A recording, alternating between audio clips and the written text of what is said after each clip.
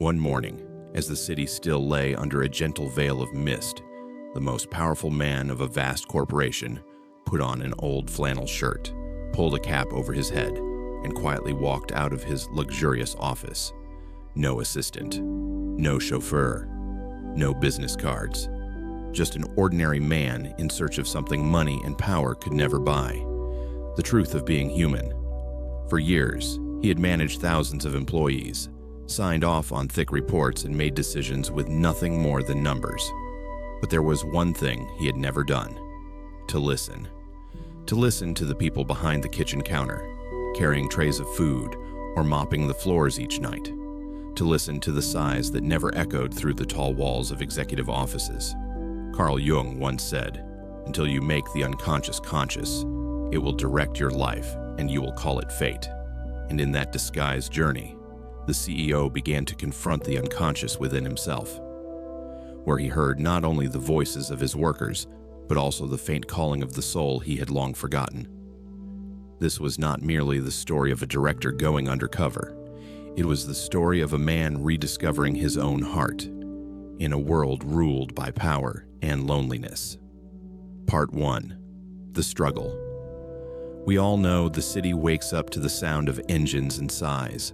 Office lights shine down on faces not yet awake, and among millions of people, someone wonders, does anyone even notice? Does anyone truly see me? She makes a cup of coffee, drinks it in a rush, and steps into the familiar grind. The employee badge glimmers like a symbol of success, yet with each passing day, it feels more like an invisible chain. She smiles at coworkers, nods to her boss, says, "I'm fine," while inside, a part of her is quietly dying. Carl Jung once said, "The greatest tragedy of modern man is that he has lost contact with his soul." And indeed, amid paychecks, meetings, and KPI targets, we slowly lose the thread that connects us to our own souls.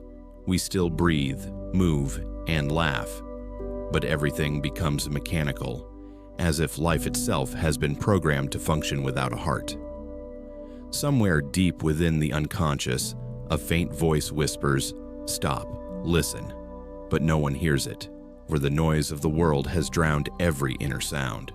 We are taught to be strong, to stay busy, to chase success, until one day we no longer remember what we are working for. The CEO in this story once lived the same way. He commanded thousands, made decisions for an empire, yet never truly heard the voice within, until one day fatigue became more than physical. It became spiritual emptiness, what Jung called the neurosis of modernity, the illness of the efficiency age, working endlessly to avoid feeling meaningless. Each night he stared at the numbers on his screen, revenue, shares, profits, gleaming like distant stars. But to his eyes, that light no longer warmed. It only reflected one truth: he had drifted far from the human heart, even his own. Jung once wrote in The Undiscovered Self, "People will do anything, no matter how absurd, to avoid facing their own soul. We can work 12 hours a day, exhaust ourselves to prove our worth, just to avoid looking into the void within. But the more we run, the closer the shadow comes, and when the outer world grows quiet, we begin to hear the voice inside, the voice of the shadow, the part we deny, yet the very place where the true energy of the soul resides." The exhaustion described by the narrator is not merely work pressure.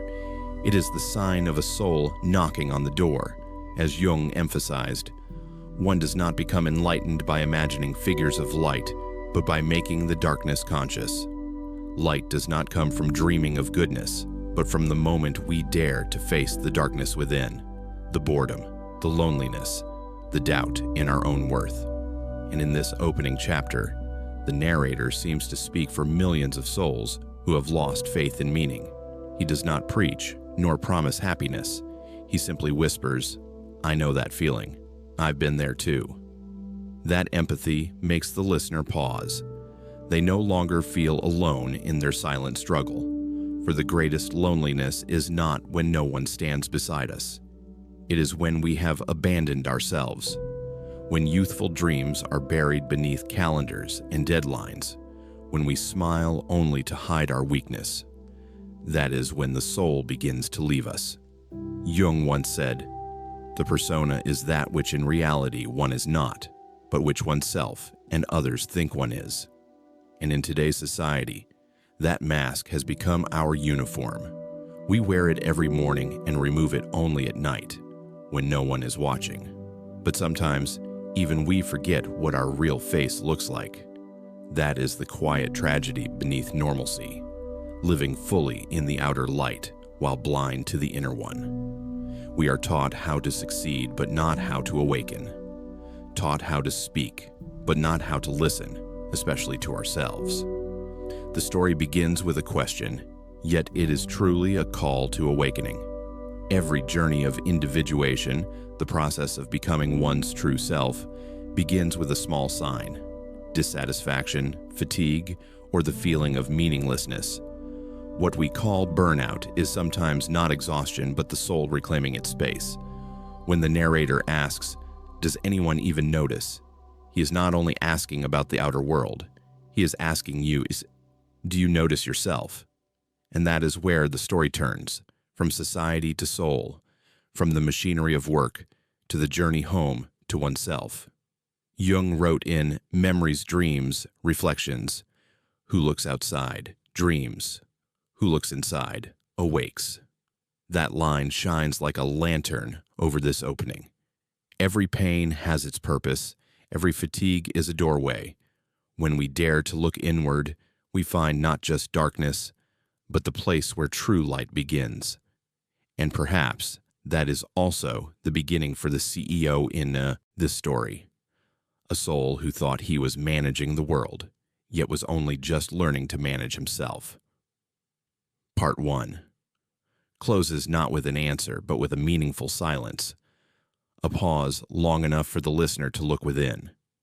For sometimes, what we need most is not a solution, but a moment of realization that we still have a soul, and that soul, though forgotten, is still waiting for us to listen.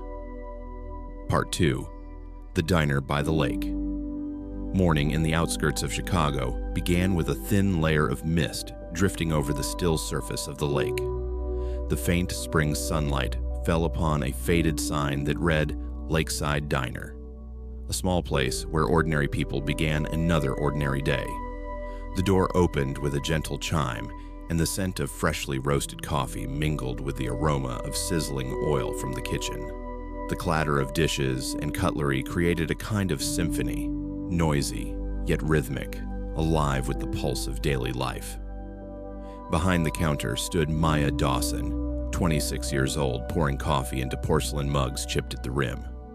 Her brown hair was tied hastily with a rubber band, a few strands falling softly across her cheek. She smiled at the customers. A faint, practiced smile, more habit than emotion. For Maya, every day looked the same. Unlock the door at 6 a.m., serve hurried lunches, close up when the city's lights came on. Yet beneath the apron that smelled of coffee and sweat, she carried a small dream: to open her own cafe, a place where people came not only to eat, but to be heard. Each time she wiped down a table, she imagined a wooden sign engraved with the words Maya's Place hanging at the door of a small shop by this very lake. But for now, that dream remained a fragile mirage floating above a narrow reality. From the kitchen came the hiss of frying pans mixed with the cook's grumbling over the rush of orders. Maya smiled faintly, though her eyes betrayed a fatigue that could no longer hide. They told her, "Always smile for the customer." But no one ever taught her how to smile when the heart has run out of joy. Carl Jung once said, "The persona is that which in reality one is not, but which oneself and others think one is." Maya's apron was not just a uniform. It was a mask. Behind that friendly smile, she hid her weariness, her loneliness, and the quiet pride of someone still trying to believe that what she did mattered. At the Lakeside Diner, everyone had their own story. Ben, her coworker, once studied in college for a year before quitting because he couldn't afford tuition. Lisa, the morning manager, always told her staff, "Hang in there. It'll get better." But even she no longer believed those words. And Maya, the quietest of them all, still carried a faint glimmer in her eyes, the fragile light of someone not yet entirely hopeless. Outside the window, the lake reflected a gray sky. In the symbolic world Jung spoke of, water represents the unconscious, the vast reservoir of forgotten emotions. Perhaps that's why the lakeside diner was more than a workplace. It was the threshold of the soul, where people like Maya stood between two worlds, the light of reality and the shadows of the inner self. Each day she stood behind the counter, watching her reflection merge with the lake through the glass, feeling as though she were looking at a stranger. Jung once wrote in Modern Man in Search of a Soul, "We rush impetuously into novelty, driven by fear of the unknown within." Perhaps Maya was like so many others, afraid of the silence inside. She buried herself in the noise of the diner, in fleeting conversations with customers to avoid hearing the quiet voice asking, "Is this really the life I want to live?" During the morning rush, Maya heard an order from table 7. She jotted it down quickly, her hands trembling from fatigue. She moved among the tables like a shadow, brushing past laughter and chatter. Yet no one truly saw her. What kept her standing was not the small paycheck, but the fragile belief that if she stopped trying, the world itself would lose its meaning. Jung once said, "There's no coming to consciousness without pain. Awakening always begins with pain." For Maya, that pain was not a grand tragedy, but the quiet repetition of every day, the half-hearted thank yous, the forced smiles, the haunting sense of living someone else's life. She didn't know that within this monotony, her soul was silently preparing for a turning point. By afternoon, the crowd thinned. Maya sat behind the counter, gazing out the window toward the lake. The last light of day stretched across the water, like a golden ribbon, fragile and achingly beautiful. She sighed, not from exhaustion this time, but from a soul beginning to feel the longing to live truthfully. At a corner table, Victor Langston, the undercover CEO, watched quietly. He did not yet realize that the young woman's small, weary smile amid the coldness of the world was a mirror reflecting his own lost soul. The story of the lakeside diner, then, is not merely a portrait of a small restaurant, but a metaphor for the human spirit in modern life. People who work endlessly to fill the emptiness, to avoid confronting the void within. Here, every sizzle from the pan, every cup of coffee poured, is a silent prayer for the meaning of existence. Carl Jung once said, "In all chaos there is a cosmos, in all disorder a secret order." Amid the chaos of everyday life, there remains a sacred order, the order of a soul finding its way home. And perhaps, in that fading afternoon by the lake, as the last light touched Maya's face, that soul had already begun to move. Not through action, but through awareness. The first realization that she was living in someone else's dream, and that it was time to wake up. Outside, a cool breeze swept through the half-open window, carrying the chill of the lake air. Maya shivered softly and placed her hand over her chest, feeling her heart still beating in steady rhythm. She did not know it yet, but in that very moment, a journey had begun.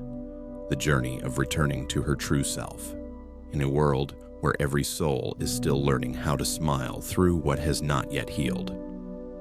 Part 3. Dreams and Double Shifts. Late afternoon. The light of Chicago slipped behind old buildings, glinting through the misted windows of Lakeside Diner. In the small kitchen, the sizzle of oil blended with the rich scent of roasted coffee, the familiar fragrance of fatigue. Maya Dawson stood behind the counter, her hands swiftly wiping down the damp glasses. The morning shift had just ended, but the evening shift awaited. She worked 2 shifts a day, 12 hours straight, not for passion, but for rent, utilities, and a small dream, to open her own cafe, where people could sit in peace, unhurried, and be truly heard. But that dream, like the fragile foam on a cappuccino, dissolved before it could touch her lips. Each time she thought about it, a quiet sadness crept in. Not because she didn't believe in her dream, but because she knew she no longer had time to chase it. As the crowd thinned, Maya sank onto a metal chair beside the counter and sighed. "We work so hard, Ben. Do they even care?" The words slipped out softly, yet behind them was a wave of exhaustion and doubt. Ben Harper, her co-worker, thin, disheveled, dark circles under his eyes, leaned against the wall and gave a weary smile. "Management. They only care about the numbers."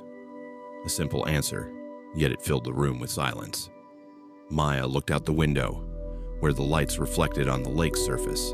In that moment, she saw herself, a small, blurred figure caught between two worlds, the dream and the real. She didn't hate her job. Lakeside Diner kept her alive, gave her a place to stand in a vast city. But with every passing day, among the clatter of dishes, the rushed orders, the polite smiles, she felt something inside her drying up, like a candle burning quietly, unnoticed, until only smoke and wax remained. Carl Jung once said, "People become neurotic because they content themselves with inadequate or wrong answers to the questions of life. People become depleted when they accept the wrong answers to life's questions." And perhaps Maya had accepted that this was all she deserved, that trying merely to survive was already enough. Yet on those long nights, when she closed the diner late, she still dreamed. She dreamed of a small cafe with warm golden light, the gentle hum of jazz, and the aroma of baked bread drifting through the air. She dreamed of not racing against time, of not counting coins just to pay rent. She dreamed of freedom. Then the phone rang, a reminder of the morning shift ahead. The dream evaporated like steam from her coffee, leaving a faint bitterness on her tongue. Ben looked at her with a mix of sympathy and resignation. He once had his own dream, to finish college, become a software engineer. But life hadn't allowed it. Now he worked just to get by, too afraid to dream again. "You'll get used to it," he said quietly. "The dreams fade after a while." Maya stayed silent. She didn't want to hear it, but she couldn't argue either, because she knew he was right. In Ben's eyes, she saw what Jung called the shadow, the dark side of human nature, the place where all denied things live: disappointment, fear, and dead faith.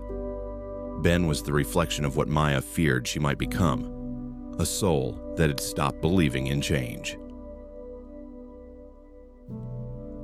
The night shift began. Customers came and went in waves. Maya smiled, took orders, poured water, cleared tables. Every motion repeated like muscle memory. Inside, she told herself, "Just get through this month. It'll be okay." But deep down, she knew okay was just another way to say surviving. Jung once wrote, "The lack of meaning in life is a soul sickness whose full extent and import our age has not yet begun to comprehend." The absence of meaning is the illness of the soul, one our modern age has yet to understand. And Maya, in her worn-out shoes, carried that illness without knowing it. Every day she repeated the same ritual: serve, smile, wipe, count tips, walk home in silence. But what made her story worth telling wasn't the fatigue. It was that she still dreamed. Her hands were calloused, her eyes dimmed by weariness, yet within her she still held the image of that small cafe by the lake. Outside, night descended. The coffee machine hissed like the breath of someone tired yet refusing to stop. Ben disappeared into the kitchen, leaving Maya alone at the counter. She closed her eyes, resting her head against the wall. For a fleeting moment, she heard a voice inside her, faint, distant. This can't be everything. It wasn't the voice of reason, but of the soul, the deepest part of her beginning to awaken. Jung called that moment the awakening of the self, the point when one realizes they've lived too long inside someone else's dream, and the soul demands the right to exist. When the diner finally closed, Maya stepped outside. The wind from the lake brushed past, carrying the damp scent of night. The city shimmered with light, yet through her eyes, everything blurred. She walked home to her small apartment, shoulders curved under exhaustion. Yet within her was a different feeling, not despair, but a quiet reminder. She knew she wasn't ready to change, but she also knew that if she didn't, her soul would die long before her body grew old. And in that moment, she remembered Jung's words. The privilege of a lifetime is to become who you truly are. She smiled, not the polite smile she gave customers, but one meant only for herself. Perhaps it is only when we are pushed to the edge of exhaustion that we finally hear the truest voice within. And under the dark Chicago sky, Maya kept walking, small, weary, but never without a dream. Part 4. The hidden listener night fell, leaving inside Lakeside Diner the dim amber glow of ceiling lights and the dense aroma of coffee drifting from the kitchen. The crowd had thinned. Only a few customers remained, eating quietly amid the soft clinking of knives and forks. In a shadowed corner, by the window, sat a man alone. On the table rested a cup of black coffee gone cold, beside an old baseball cap that half covered his face. He said nothing, and no one paid him any mind. Yet his eyes missed nothing. No one knew that the man was Victor Langston, CEO of the corporation that owned the Lakeside restaurant chain. Once a face on magazine covers, once hailed as the strategic mind of the culinary world. But here, in this small diner, he was no longer a powerful executive, only a weary soul, trying to rediscover meaning in a world he himself had built. Victor had spent years in glass towers where people spoke in numbers and reports. He had once believed that success could be measured, until he realized he was running an empire yet had lost himself in the process. Each long meeting, each hollow compliment, each growth plan only pushed him further away from his own soul. Carl Jung once wrote, "People will do anything, no matter how absurd, to avoid facing their own souls." And perhaps, all those years, Victor had done the same, escaping the emptiness through work, fame, and strategy, until exhaustion could no longer be disguised. One morning, as he looked into the mirror of his office, he saw that the man reflected back no longer carried the confident gaze of youth. It was the look of someone who existed, but no longer lived. That was the moment he decided to leave his leather chair behind, put on an old flannel shirt, and step into the world of the nameless, those who worked beneath the roof he had built. Tonight, he sat there quietly watching Maya, the young waitress, as she wiped the tables with movements both tired and gentle. He heard her say to her co-worker, "We work so hard, Ben. Do they even care?" The sound of her voice struck like a fine blade into something deep within him. Because the they she spoke of was him. Ben only gave a faint, hoarse laugh. Management. They only care about the numbers. Victor tightened his grip on his coffee cup. Numbers. Just that word was enough to sadden him. Through all the meetings, campaigns, and reports, he had never once heard the real stories of the people whose sweat sustained the dream he once called collective success. Carl Jung once said, "There is no coming to consciousness without pain."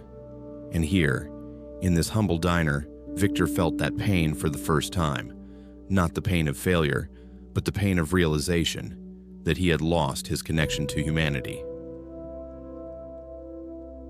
He watched Maya carry coffee to a table, smiling at customers with the same weary smile he had seen hundreds of times in customer satisfaction surveys. But now, sitting only a few steps away, he saw what no report had ever shown him, that behind every smile was a story waiting to be heard. This was what Jung called the shadow, the forgotten part of both the individual and society. Victor had built an entire system to optimize efficiency, yet that very system had forced souls like Maya to hide their truth in order to survive.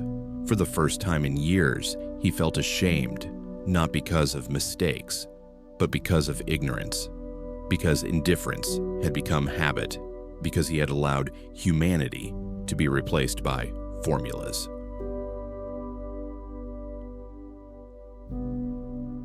As night deepened, most customers had gone. Maya and Ben sat resting, talking softly. Lisa, the manager, counted cash at the register. Victor stayed still, watching them with distant eyes, and in his mind echoed Jung's words. Who looks outside, dreams. Who looks inside, awakes. For years he had only looked outward, at metrics, achievements, the flash of media cameras. But tonight, as he looked inward, through the eyes of these ordinary souls, he began to awaken. For the first time in his life, he no longer felt like a man at the top, but one sitting at the bottom, learning again how to listen. Jung once wrote, "In all chaos there is a cosmos, in all disorder a secret order." Amid the chaos of the diner, Victor sensed a deeper order, the order of compassion, of meaning, of that which no report could measure, the life of the human soul. When Lisa suggested to Maya that they should write a letter to the company, Victor's heart quickened. He wanted to stand up to tell them he understood that things would change, but he stopped himself. He knew it wasn't time. For sometimes, to understand a soul, one must be silent. And to change a world, one must begin by listening. When the diner finally closed, Victor lingered a little longer. Maya smiled at him and said, "Have a good night, sir." He smiled back, his voice low and gentle. "You too." As he stepped outside, the wind from the lake swept over him, carrying the chill of the night. He pulled his old jacket tighter and looked back through the window. Where Maya was cleaning tables, Ben was laughing wearily, and the warm yellow light fell upon faces both young and resilient. In that moment, he understood this was not merely an undercover mission. It was the first step in his journey back to himself. And in the silence, Victor whispered a line he had once read but never truly grasped. Man cannot stand a meaningless life. Carl Jung. That night, as he walked down the empty street, something within him broke, and something else was reborn. As if, within the darkness, he had finally heard the first voice of his own soul. Part 5. First shock. It was late at night. Inside Lakeside Diner, the faint clinking of a spoon against a glass echoed through the still air. Victor Langston, under the name Vic, a middle-aged man in a checkered shirt and a worn baseball cap, sat quietly in the corner, the dim yellow light illuminating only half his face. No one knew who he was. No one knew that behind that unremarkable appearance was the CEO of the entire corporation that owned this chain of restaurants. All day long, Victor had watched the rhythm of life here, the customers calling for their orders, the hiss of oil on the stove, the weary sighs mixed with faint laughter. But it wasn't until he heard Maya's voice, the young waitress he had been observing since morning, that something inside him stopped. If they paid us better, people wouldn't quit so often. Her tone wasn't sharp or resentful, just simple, honest. And precisely because of that, it pierced his heart. At first, it sounded like an ordinary remark, yet it struck him like a direct blow to the deepest part of his being. Victor sat motionless. Every word, every breath of that sentence echoed in his mind, heavier than any criticism from rivals or shareholders, because he knew the they Maya was speaking of was him. For years, Victor had lived among numbers, reports, and strategies. He was accustomed to being praised for efficiency and steady growth. He had believed he was doing everything right, that the company's progress was equal to the employees' happiness. But now, beneath the pale yellow glow of the diner's lights, he saw the truth. He had never truly understood the people who carried the weight of the system he ran. Maya didn't know that her words were the first lightning bolt striking through the proud wall Victor had built around himself. In that moment, he was no longer the powerful CEO of a vast corporation, but a man sitting face to face with his own shadow. Carl Jung once wrote, "The shadow is a moral problem that challenges the whole ego personality, for no one can become conscious of the shadow without considerable moral effort." and Victor could feel it vividly. He began to see the shadow within himself, the part that had made him believe people could be managed like machines, that productivity could measure humanity. He looked at Maya, her eyes tired but still trying to smile, and at Ben, her co-worker, wiping tables with slow mechanical motions. These were the people he had once thought of as the lowest tier of the system. But now he understood. They were its true heart. "We work so hard, Ben. Do they even care?" That question still echoed in his mind, not as an accusation, but as a call from the forgotten part of his own soul. Carl Jung once said, "Man cannot stand a meaningless life." And tonight, Victor realized he had been living a meaningless one, a life draped in prestige, yet empty of purpose. He had lost the deepest meaning of all, the connection between one human being and another. A feeling of shame and awakening crept into his mind. In countless executive meetings, he had once said that people are the company's greatest asset. Now, those words rang like mockery, for if he had truly believed them, he would not have needed to disguise himself to understand his own employees. He remembered Jung's words for modern man in search of a soul. We do not become enlightened by imagining figures of light, but by making the darkness conscious. In this moment, Victor did not need to imagine light. He only needed to look straight into the darkness of indifference, of the ego that had convinced him he knew everything. And as he dared to face it, he felt a faint light begin to flicker within. By then, he no longer heard the noise of the diner, only the soft rhythm of breathing, the breath of those surviving one shift after another, one monotonous day after the next. Victor felt his heart beating faster, as if something within him was beginning to move, a vibration he had long forgotten. The first shock did not come from accusation, but from truth spoken with sincerity. And perhaps only such simple words have the power to awaken a soul that has slept too long beneath the light of power. Carl Jung once wrote in Ion, "Until you make the unconscious conscious, it will direct your life and you will call it fate." Victor understood then. This was not fate, but the consequence of unconsciousness.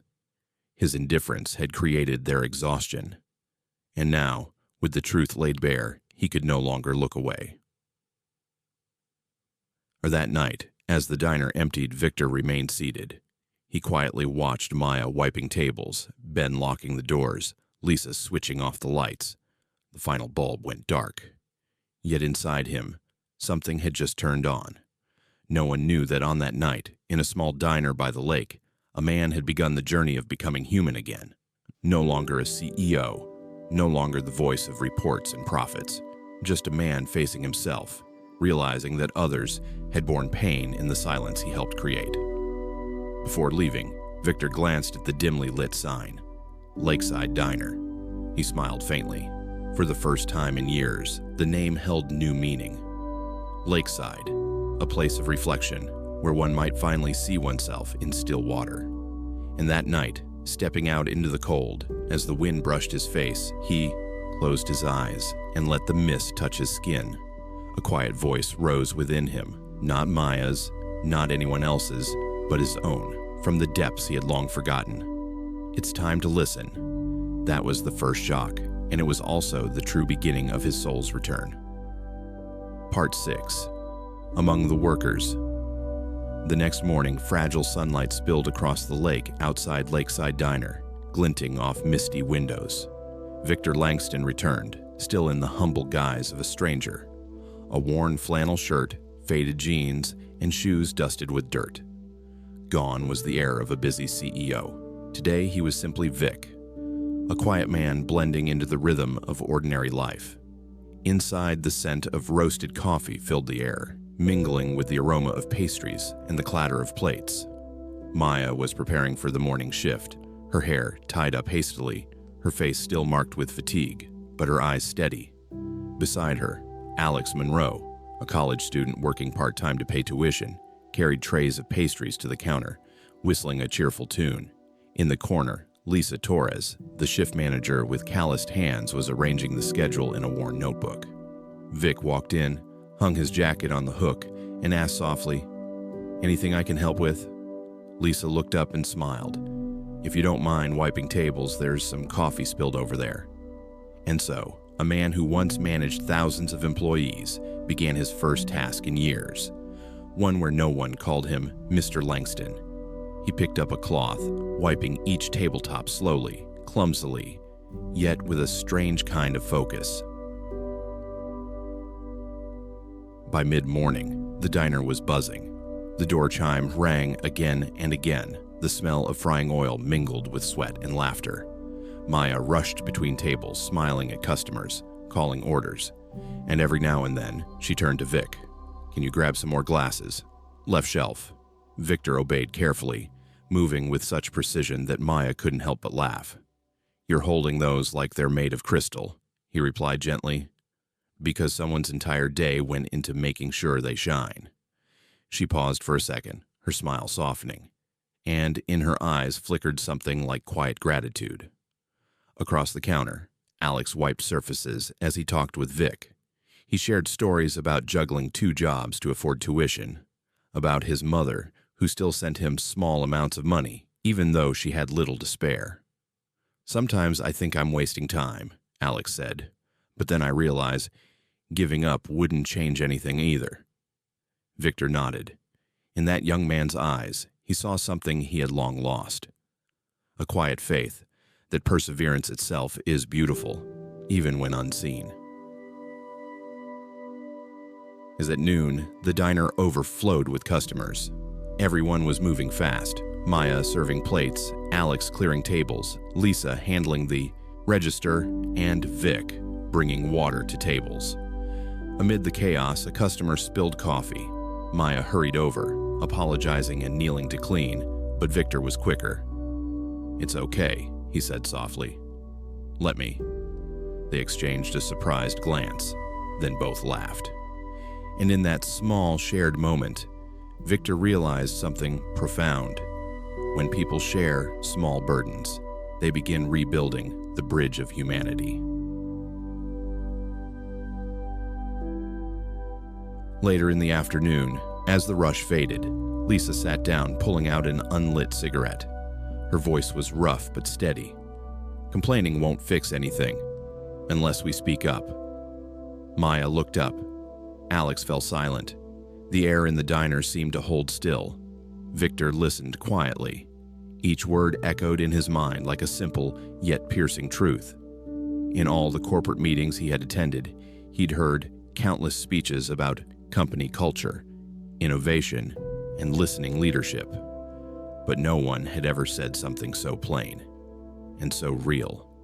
Complaining won't fix anything unless we speak up.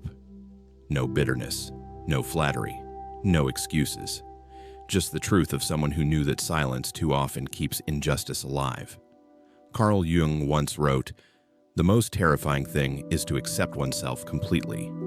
And Victor understood. Sometimes speaking up is not just an act of changing the world, but of confronting one's own soul. By late afternoon, sunlight poured through the windows in long, golden streaks. Victor sat quietly by the window. Maya smiled at the last customer, Alex gathered dishes, and Lisa scribbled a few notes into her worn notebook. They didn't know that the man sitting there was experiencing one of the most profound moments of his life. He felt his heart soften. He was no longer a CEO searching for ways to improve the system, but simply a man witnessing the quiet beauty of honest labor. He thought of Jung's words from Modern Man in Search of a Soul. The least of things with a meaning is worth more in life than the greatest of things without it. These people, with calloused hands and weary smiles, were doing small things. Yet it was they who kept the entire world turning. When the diner finally closed, Lisa turned to him and said, "Thanks, Vic. You did great today." He smiled softly. I learned more than I worked. Lisa raised an eyebrow, replying, I used to think that too, until I realized that sometimes learning means doing. Her words made him bow his head slightly. An ordinary woman, a shift manager, had just taught him a lesson he had never truly understood in all his years of leadership.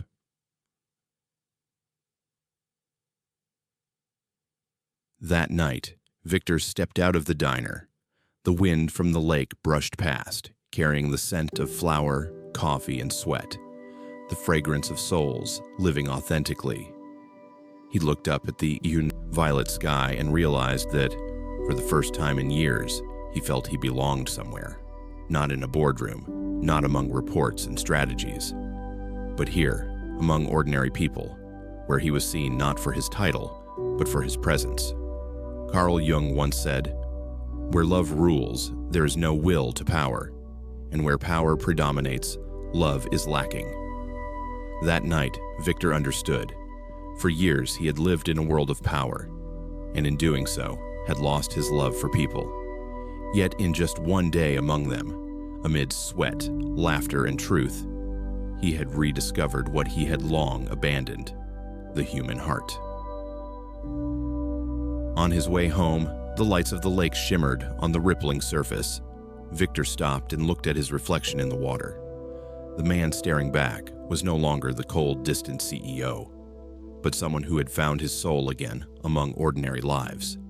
And in that quiet moment, he smiled. A real smile, simple and alive as breath. Because he knew change had begun, not in his office, not in his company, but in his heart, rekindled by the humble souls who had lit a fire long extinguished. Part 7. A Moment of Humanity. That afternoon, Lakeside Diner was packed. The smell of oil, the clatter of dishes, and the chorus of orders blended into the noisy symphony of daily life. Maya hurried between tables, her hair tied hastily and tousled by the breeze from the door. She had been working 6 straight hours, her legs aching, yet she kept smiling as she carried dishes to the guests. In the corner, Vic, the middle-aged man in a faded plaid shirt and an old baseball cap, quietly helped out, wiping tables, bringing water, clearing plates. No one knew that he was actually Victor Langston, the CEO of the restaurant chain they worked for. Today, he was just one of them, a man learning to see the world through different eyes. When the lunch rush hit, the crowd surged. Maya carried a tray of hot soup, twisting her body to dodge a customer while trying to keep her balance. But in a single second of distraction, her hand slipped. The bowl tilted. Soup splashed onto the sleeve of a middle-aged man sitting near the window. The diner froze. The noise vanished for an instant. Maya's face turned pale, her heart raced, her hands trembled. "I'm so sorry. I didn't mean to." Her voice cracked with fear. Before she could grab a napkin, Vic stepped forward. He bent down, picked up a paper towel, and wiped the spill off the table and chair, his voice calm and steady. "Don't worry, sir. It's fine. Stuff happens." The customer looked at him, surprised, then smiled. "Thanks." Victor nodded and kept cleaning as if it were the most natural thing in the world. When he turned back, Maya was still frozen, her lips trembling. "Thanks. You didn't have to." Victor smiled gently. "Stuff happens." Those 2 simple words, honest and warm, made her throat tighten. The shame was gone. The fear faded. In their place came a quiet sense of relief. She lowered her head, smiling faintly, a smile of gratitude and release. In that small moment, Victor realized something. All those years as an executive, he had tried to build a perfect system, one where every mistake must be fixed, every person must follow procedure. He had believed that if everything ran correctly, the company would thrive. But now, watching Maya's trembling hands, her fear, her sincerity, he understood people don't need perfection. They just need to be seen. Carl Jung once said, "The meeting of 2 personalities is like the contact of 2 chemical substances. If there's any reaction, both are transformed." And in that fleeting moment, Both Victor and Maya were transformed. She no longer saw herself as a small employee, and he, for the first time in years, felt a true connection, not to a system, not to success, but to another human being. Maya returned to the kitchen, her heart still racing, but her face softened. Vic remained at the counter, cleaning as if nothing had happened. Sunlight streamed through the window, glinting off his hair, and for a moment his face looked both ordinary and unfamiliar, as if he had brought a fragment of another world into this one, a world that knew forgiveness. Jung once wrote in Psychology and Religion, "Wholeness is not achieved by cutting off a portion of one's being, but by integration of the contraries." Victor had always wanted things to be right, tidy, error-free. But when he knelt to help Maya wipe away the soup, he realized wholeness doesn't come from avoiding mistakes. It comes from accepting them as part of being human. Stuff happens, not because someone is careless, but because we are alive. After the guests left, Victor stood by the door, watching Maya laugh with her co-workers. A strange warmth rose in his chest, a feeling he had not known for years. It was not pride, not control, but humanity. Carl Jung once said, "Feeling is the organ of relationship." Before, Victor had built relationships through logic, plans, objectives, and authority. But now he understood. It is feeling that bridges one soul to another. When he said stuff happens, it didn't just comfort Maya, it healed something inside him. An old wound, the one that had kept him distant from the world, was quietly closing. By the end of the day, the diner emptied out. Victor sat in the corner, his hands still stained with a few dried drops of soup. He looked down at them and chuckled, a small, genuine, unguarded laugh. These were the same hands that once only signed contracts and gave orders. Now they bore the marks of honest work, and perhaps in that clumsiness, he finally felt truly alive. Jung once wrote in Modern Man, in Search of a Soul, "The least of things with a meaning is worth more in life than the greatest of things without it." A rag, a spilled bowl, 3 simple words. Stuff happens. Together they carried more meaning than 1,000 meetings ever had.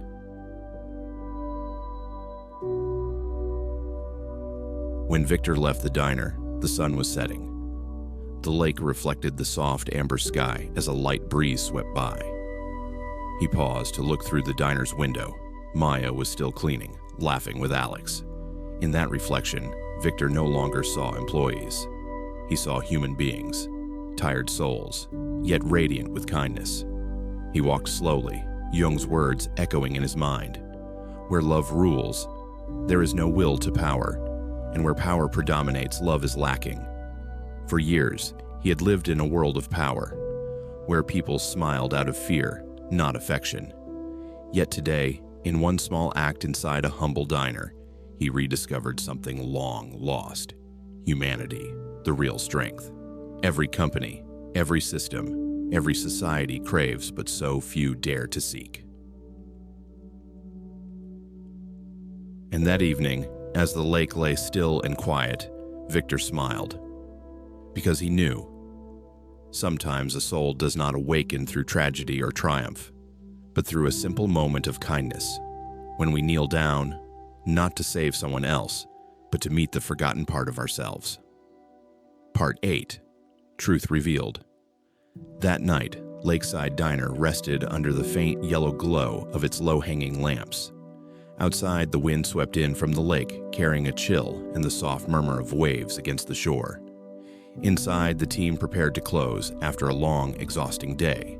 Maya wiped down the last tables, Lisa balanced the ledger, and Alex stacked chairs into neat rows. In the corner, Vic stayed silent, carefully scrubbing the faint coffee stains off a tabletop, as if trying to hold on to the quiet peace of this fleeting moment. No one knew that in a few minutes, that peace would be shattered. The door flew open, a sharp gust of wind burst in, jangling the bell above the frame. A man in a black suit strode inside, his face tight with anger. His voice rang out cold and metallic. "There you are, sneaking around again." The entire diner froze. Maya went still, the towel slipping from her hand. Lisa squinted in confusion, while Alex stopped mid-motion, half-bent with a chair in hand. Vic remained silent. Slowly, he set the cloth down, sighed, and raised his head to meet the man's glare. "What are you doing here, Victor?" the man barked. "Playing spy in your own company?" The word Victor cut through the air like a knife. Maya's head snapped up. Vic, the humble man who had helped her clean the spilled soup, who had shared quiet lunches and kind smiles, was suddenly unmasked as Victor Langston, the CEO of the Lakeside Corporation. A wave of silence swept through the room. The ceiling fan kept turning, but no one heard it sound anymore. Lisa was the first to speak, her voice rough and uncertain. "You're the CEO?" Victor nodded softly. His eyes were kind, yet heavy with guilt. "Yes," he said quietly. "I'm Victor Langston." Maya took a step back, gripping the edge of the table. "So you were here to spy on us?" Victor met her eyes, his expression calm but sorrowful. "No. I was here to listen." The answer wasn't enough to break the disbelief that filled the air. Silence returned, thick, heavy, suffocating. They looked at him, the man who had been both a coworker and a deceiver, with eyes full of anger, confusion, and hurt. Carl Jung once wrote, "The persona is that which in reality one is not, but which oneself as well as others think one is." And in that moment, the persona Victor had worn for years finally crumbled. The mask of the powerful, rational, always correct CEO had nowhere left to hide. The man standing there wasn't an executive anymore. He was simply a human being, stripped bare, facing himself, and those he had unknowingly made feel small. Lisa set her ledger down on the counter, her voice calm but firm. "You heard everything we said, didn't you?" Victor nodded. "I did. Every word." It was a confession. No excuses, no defense. Lisa was silent for a moment, then sighed. "Then you also heard that we don't hate this job. We're just tired. We just want to live." Maya's voice trembled as she spoke, barely above a whisper. "You pretended to be one of us, just to test us?" Victor shook his head. "No, I did it to remember. It's been so long since I understood the people who truly keep this company alive." Carl Jung once said, "People will do anything, no matter how absurd, to avoid facing their own soul." And that night, Victor understood that he had been doing exactly that for years, hiding behind boardroom walls, behind spreadsheets and metrics, hiding from the part of his soul he was afraid to face. But as the eyes of Maya, Lisa, and Alex turned toward him, he realized there was nowhere left to hide. He had to look directly at himself, the man who had forgotten that true leadership does not come from power, but from seeing humanity. The silence still hung in the air, thick, uncertain, until Lisa stepped closer. Her voice was slow but steady. "We don't need you to be perfect, Victor. We just need to know that you actually care." Victor nodded, eyes glistening. "I do care," he said softly. "And I'm sorry." No one responded, but the silence shifted. It was no longer cold or accusing. It became the quiet space where truth lives, something that cannot be filled with words, only felt. Carl Jung once wrote in Modern Man, In Search of a Soul, "One does not become enlightened by imagining figures of light, but by making the darkness conscious." That was exactly what was happening to Victor. His shadow, the arrogance, the fear of being judged, the belief that he stood above others, was now exposed. But instead of fighting it, he accepted it.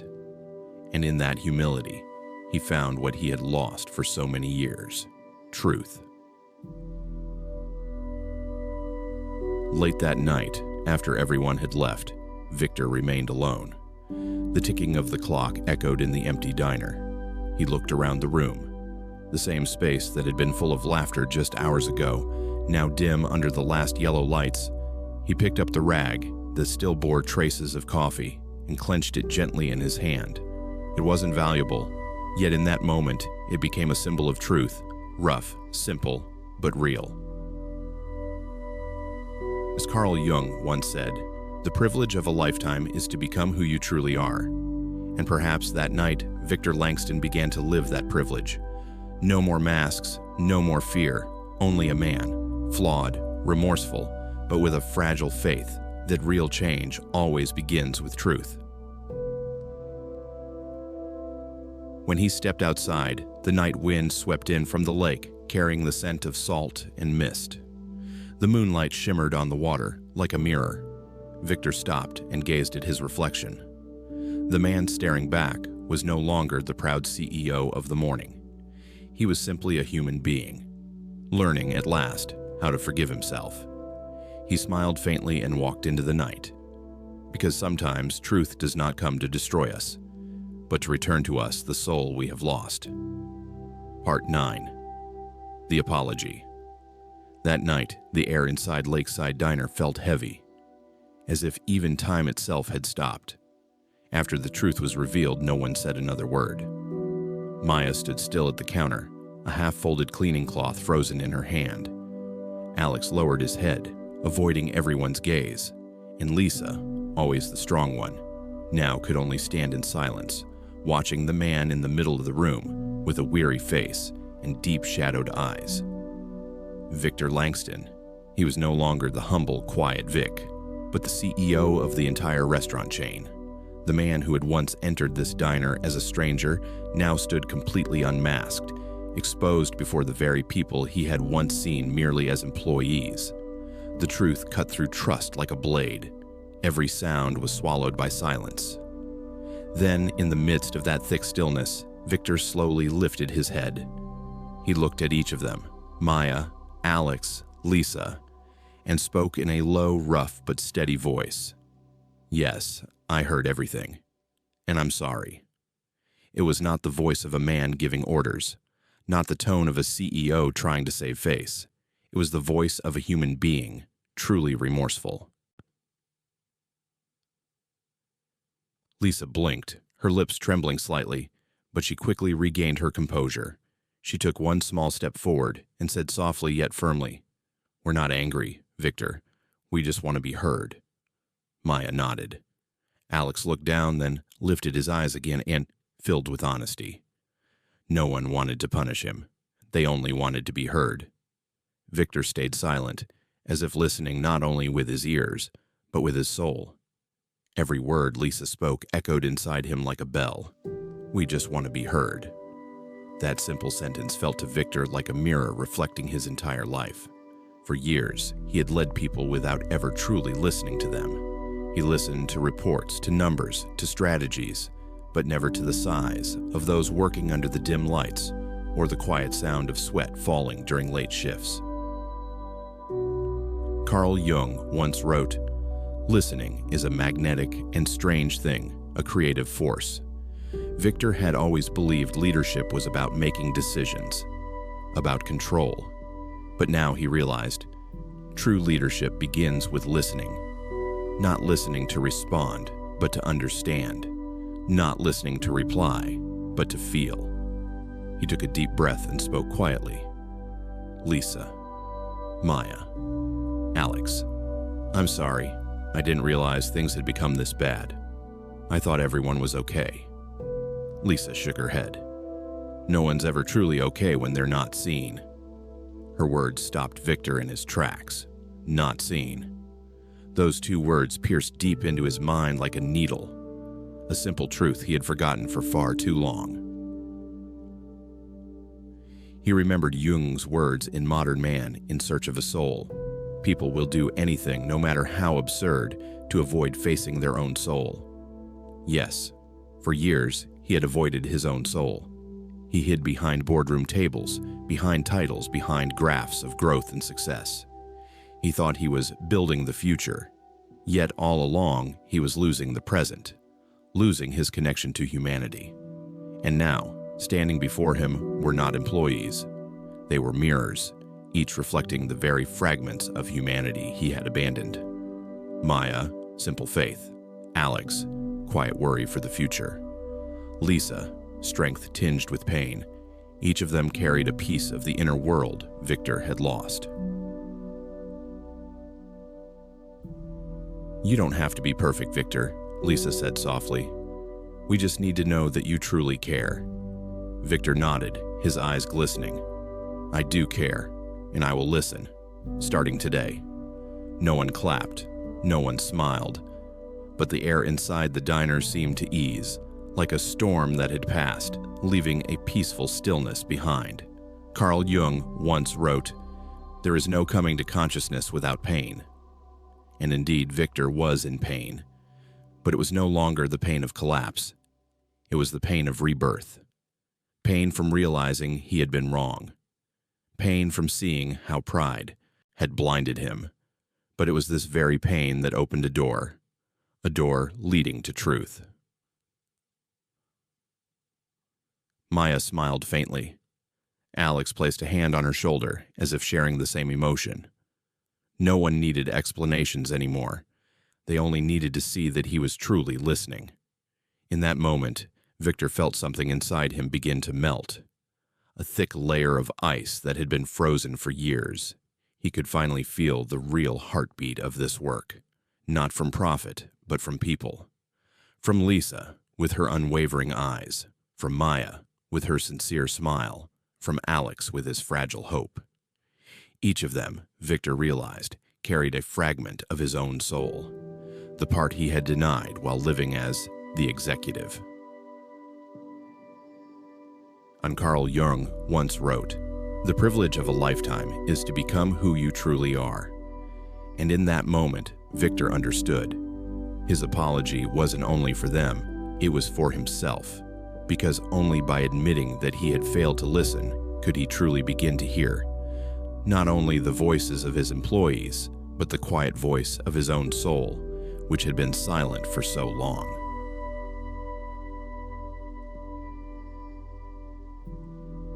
That night, after everyone left, Victor stayed behind alone.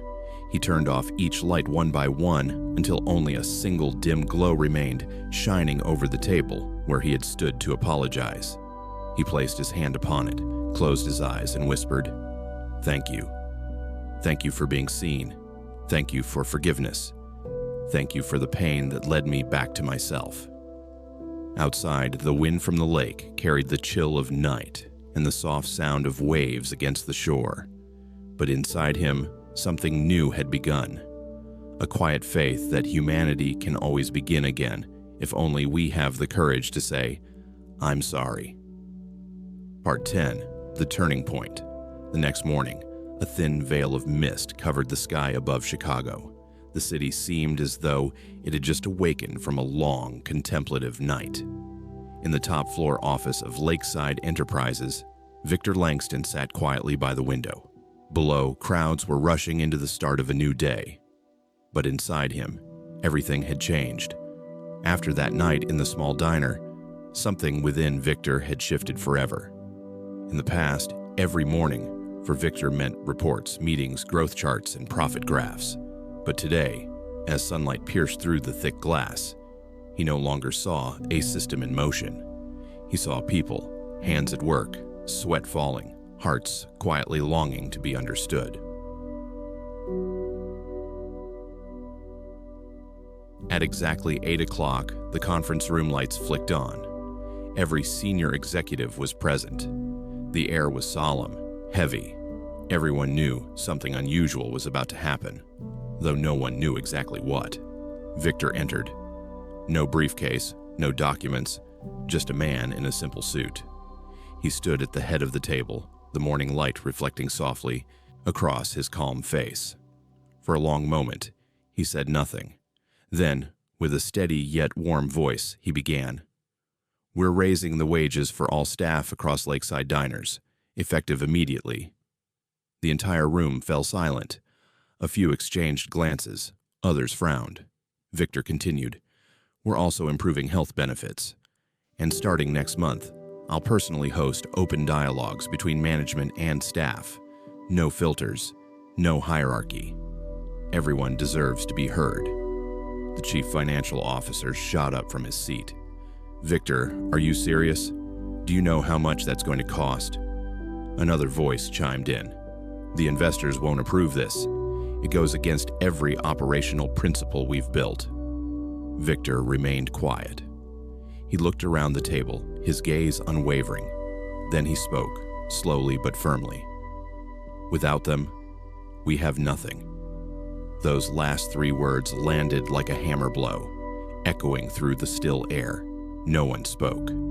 Only the ticking of the wall clock filled the room, beating like the slow rhythm of a heart that had just awakened. Once, Victor had believed that a leader's power lay in logic and control, but now he understood that numbers meant nothing without the people behind them. He saw in his mind Maya bending down to clean the spilled soup, Alex wiping tables, Lisa speaking to him with her raspy voice after a long shift. Those faces were now clearer than any chart could ever be. Carl Jung once wrote, "He who looks outside dreams.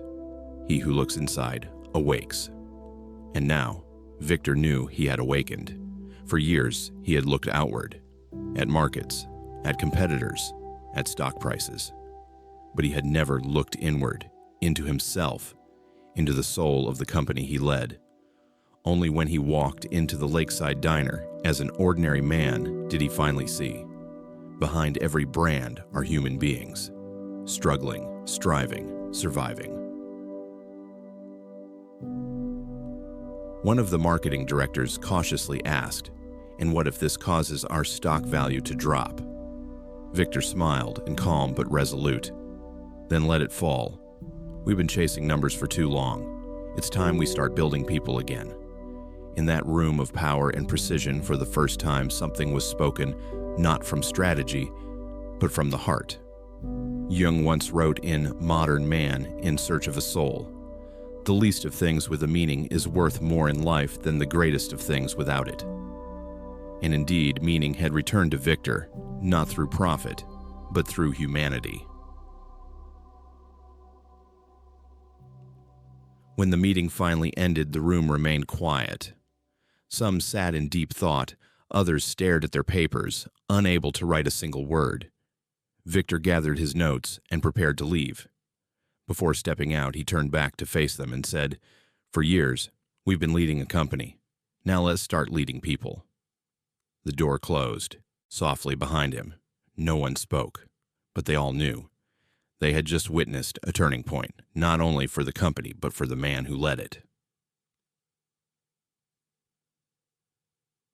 As Victor exited the building, the sun had risen high.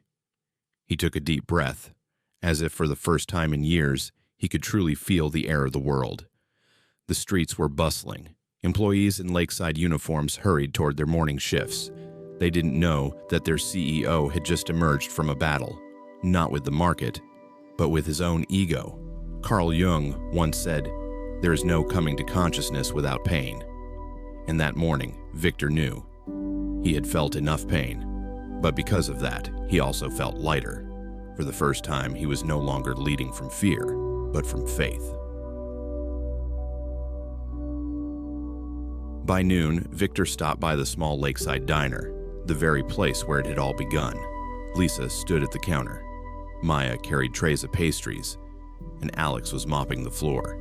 When they saw him, all 3 froze. Victor smiled, saying nothing, just giving a gentle nod. Lisa asked in surprise. "You came back," he replied softly, his tone warm and calm. "Not to supervise, just to have lunch. With all of you." The 3 exchanged glances, then laughed. Their laughter, light and real, blended with the sound of dishes clinking and the soft jingle of the doorbell. Carl Jung once wrote, "The privilege of a lifetime is to become who you truly are." And that afternoon, in the small diner by the lake, Victor Langston was no longer a CEO. He was simply a man, sitting among other human beings, sharing a meal, a smile, and a moment of understanding.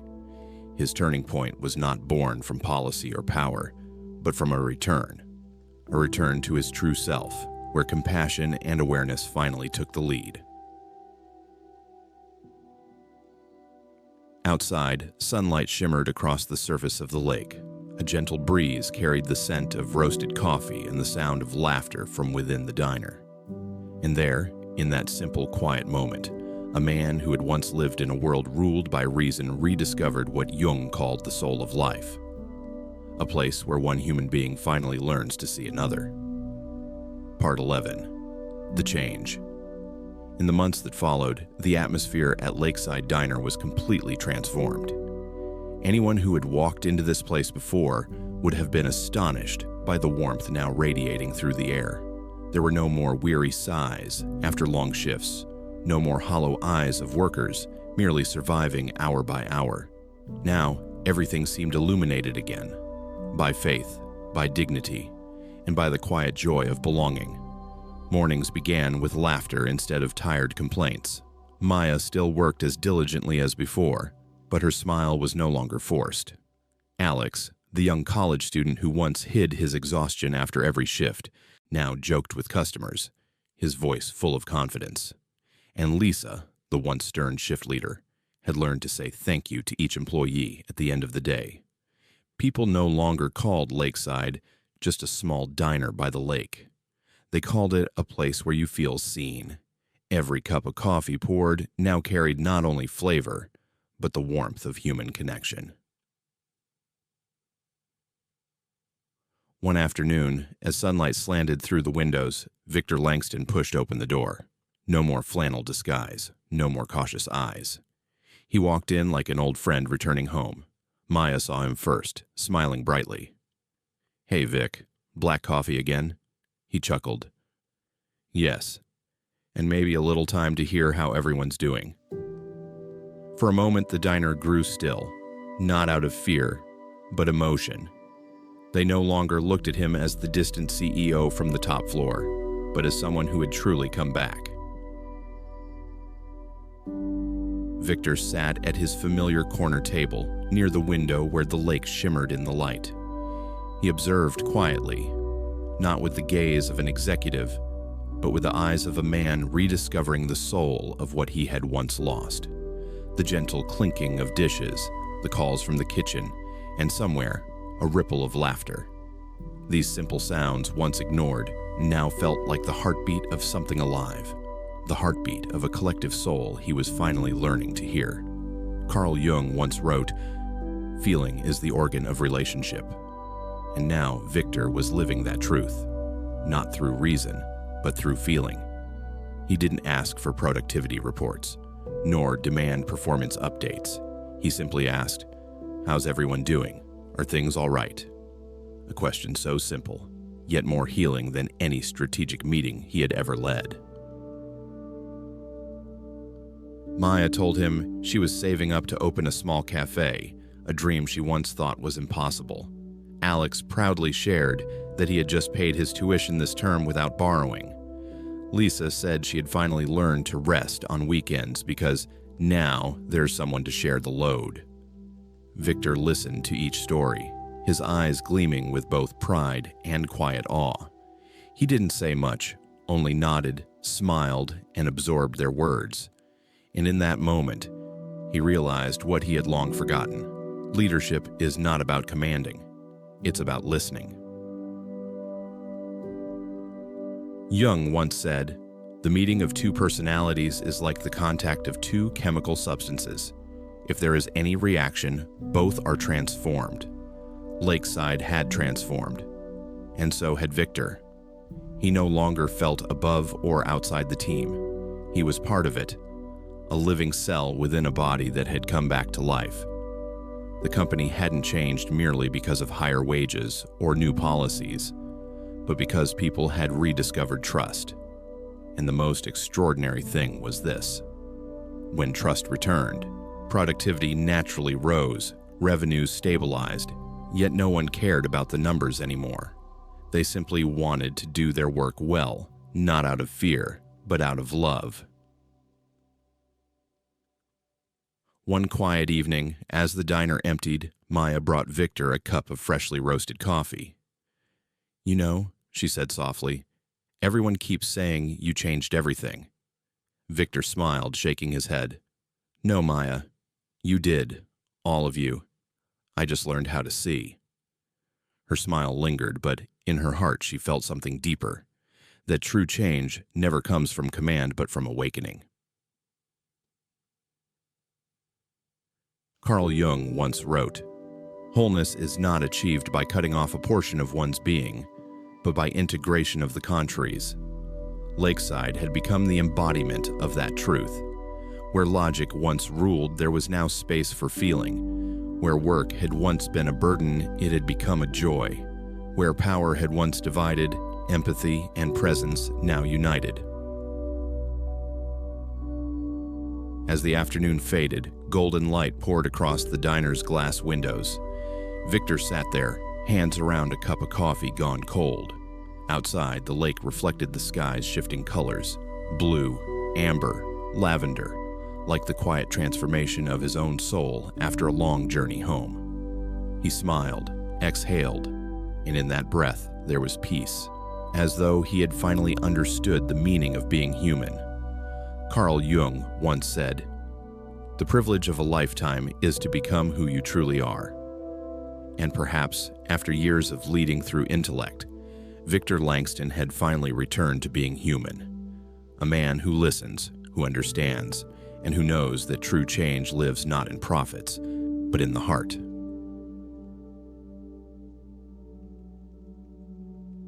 That night, as he left the diner, he paused at the doorway looking back inside. Lisa was training a new staff member, Alex was clearing tables, and Maya was laughing with the last customer. It was an ordinary scene. Yet to Victor, it was the most beautiful image of rebirth. Lakeside Diner, once the place where a CEO disguised himself to hear the voices of his workers, had become a symbol of humanity, a living testament to a team that had learned to see each other's souls. And in the warm light shimmering across the still surface of the lake, Victor whispered softly, "Finally, we're alive." Part 12. The Message. That afternoon, sunlight spread across the lake like a sheet of golden silk. Inside Lakeside Diner, the air was calm. The gentle clink of spoons against porcelain mingled with soft music, playing from an old radio behind the counter. Maya set down 2 cups of coffee and sat across from Victor. The man who had once been the symbol of power, now appearing simple and serene, as though he had finally returned from a long journey back to himself. She smiled, her eyes glimmering with gratitude and quiet emotion. "You know, Vic," she said softly. "You changed everything." Victor looked at her, a faint, wistful smile forming at the corner of his lips. He shook his head gently and replied, "No, you did, because you spoke up." The words fell into the silence between them, like a raindrop touching the lake, creating ripples that spread endlessly outward. In that moment, both of them understood. True change does not begin with power. It begins with courage, the courage to speak the truth. Victor gazed out the window, watching the sunlight fade over the water. He remembered those early days, when he had first entered this diner disguised as a stranger, hearing the weary sighs of the staff, the small complaints that carried quiet despair. Back then, he said nothing. Now, he understood that his silence had been the very thing that made everything so cold. Carl Jung once said, "One does not become enlightened by imagining figures of light, but by making the darkness conscious." Maya, with a single honest sentence, had done what many people spend a lifetime avoiding. She faced the darkness. She dared to speak what everyone feared to say, to look straight into the truth that the system had forgotten the soul of its people. And in that moment, she had sparked an awakening. Victor smiled, his gaze distant yet bright. "If it weren't for you, I'd probably still be sitting in that office, thinking I understood life." Maya replied gently. No, Vic. If you hadn't listened, no one would have dared to speak. Between them, there was no longer the distance of hierarchy, only two souls, finally understanding what it means to be seen. The diner began to fill up. Lisa managed the counter, Alex carried pastries to a nearby table, and laughter spread through the space like music. Victor sat quietly, watching. No longer did he see the exhausted faces he once knew. Somehow, each person had rediscovered faith in their work, a faith that had once been lost. Jung once wrote, "The least of things with a meaning is worth more in life than the greatest of things without it." And now Victor understood. Meaning does not live in reports or profits. It lives in the smile of another human being, in the moment someone dares to speak and someone else chooses to listen. As dusk descended and the light turned gold across the lake, Victor stood. He placed a tip under his cup, but Maya quickly pushed it back. No need, Vic. Coffee's on me today. He laughed softly. Then I owe you a great debt. Maya shook her head, her voice light as the breeze. The only debt you owe is to keep living as you are today, honest and willing to listen. Her words made Victor pause. In her eyes, he saw something deeper than kindness. He saw awakening. When he stepped outside, the evening wind brushed past, carrying the scent of roasted coffee and the warmth of the setting sun. He stopped at the doorway, looking back at the people inside who were laughing, working, living, creating a world he had once believed could not exist. A world where kindness was not a slogan, but the breath of everyday life. Carl Jung once wrote in Modern Man, In Search of a Soul, "The world will ask you who you are, and if you don't know, the world will tell you." Victor understood that if he did not define himself, not as a CEO, but as a human being, the world would continue to shape him into a machine for profit. But now, he knew who he was, a man who had once lost his soul and was now learning to give it back to the world. On the path along the lake, as the last light began to fade, Victor stopped and looked at the still surface of the water. A soft breeze rippled across it, reflecting his own journey, from chaos to calm, from power to presence. From inside the diner, Maya's voice drifted out, carried by the wind. Change begins when voices unite. Victor closed his eyes, repeating the words silently, like a prayer, because he knew real change does not happen when one person commands, but when many hearts speak the same truth together. The story closes with the narrator looking straight into the camera, voice low and warm. Change begins when voices unite. So, what will you stand up for today? It is not only a question for the audience, but for every soul listening within themselves. For somewhere in each of us, there's a Maya, the courage to speak truth, and a Victor, the part of us that must learn to listen. And when those two meet, we become whole. The sunset faded slowly over the lake. The door of the diner closed softly, leaving behind a world quietly transformed. Not by miracles, but by a single voice that dared to rise. And in the gentle wind carrying the scent of coffee, the final message lingered, a tender whisper of awakening. Change begins when voices unite. And you, what will you stand up for today?